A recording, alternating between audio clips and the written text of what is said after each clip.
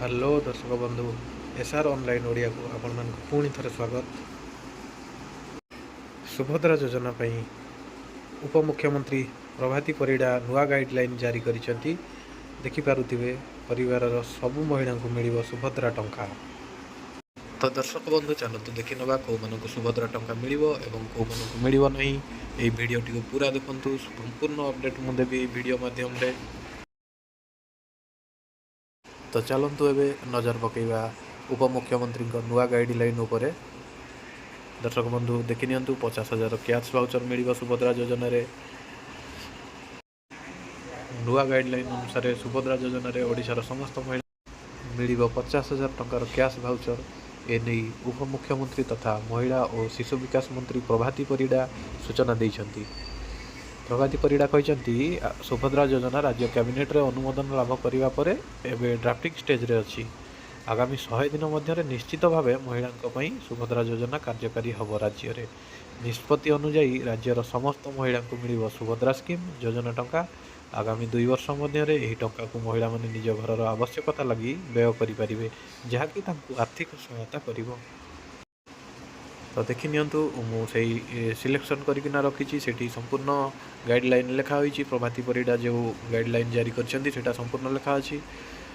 उपमुख्यमंत्री आहुरी मध्य कहिसंती महिला और शिशु विभाग संपूर्ण भावे एने प्रस्तुत रहिछि। तो या परे आमे देखिबा जे सुभद्रा योजनार लाभ उठेबा पई हेले कोन कोन आवश्यक रहिछि। तेबे मु तो दर्शक बंधु संपूर्ण गाइडलाइन को पढ़ी नेली। आपण माने भी थरे गाइडलाइन को पढ़ी नियंतु, पूरा पूरी भल भाव रे बुझी जिवे।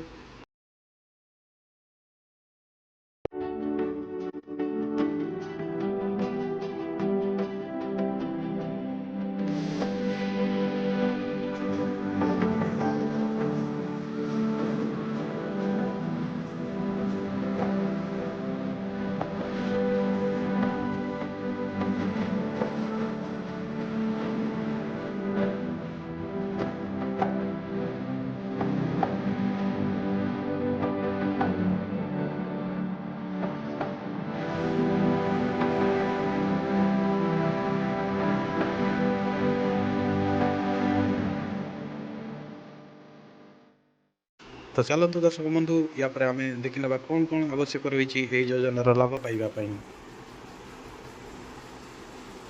प्रथमतः आपण निश्चित भाव में ओडिशा राज्यर बासिंदा हवा आवश्यक। द्वितीयतः केवल विवाहित महिला माने सुभद्रा योजना पई योग्य अटंती। तृतीय प्रत्येक परिवार रे केवल जड़े हिताधिकारी रही पारिबे। चतुर्थ अविवाहित महिला माने एही सुविधा पई योग्य नुहंती। महिला माने बयस 23 रु 59 वर्ष मध्य हेबा उचित। महिला मानकु सरकार द्वारा नियोजित करिबा उचित नुहे। एही योजनार लाभ पाइबा पई प्रति केवल जड़े महिला को प्रदान करा जिवो। अंगनवाड़ी कर्मी माने मध्य एही योजना अधीन रे लाभ पाइबा को योग्य अटंती। आगुर जोटा थिला जे अंगनवाड़ी महिला माने बा आशा कर्मी माने पाइबे नहीं, सेटा एबे नुआ गाइडलाइन आछि जे अंगनवाड़ी एवं आशा कर्मी माने मध्य सुभद्रा योजनार लाभ उठाई पारिबे बा योग्य।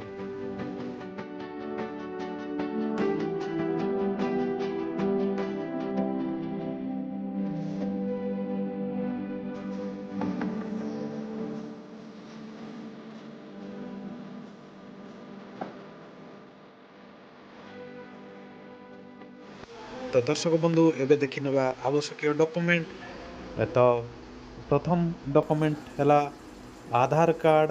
द्वितीय रे देखि नियंतु दर्शक बंधु भल भाव रे प्रथम डॉक्यूमेंट आधार कार्ड। द्वितीय रे बैंक खाता जोटा कि आपनकर डीबीटी लिंक थिबो आधार सहित। तृतीय रे ठिकाना प्रमाण पत्र। चतुर्थ रे मोबाइल नंबर आपनकर निजर होबा दरकार। एवं चतुर्थ रे पासपोर्ट आकार फोटो आपनकर पाखरे थिबा दरकार।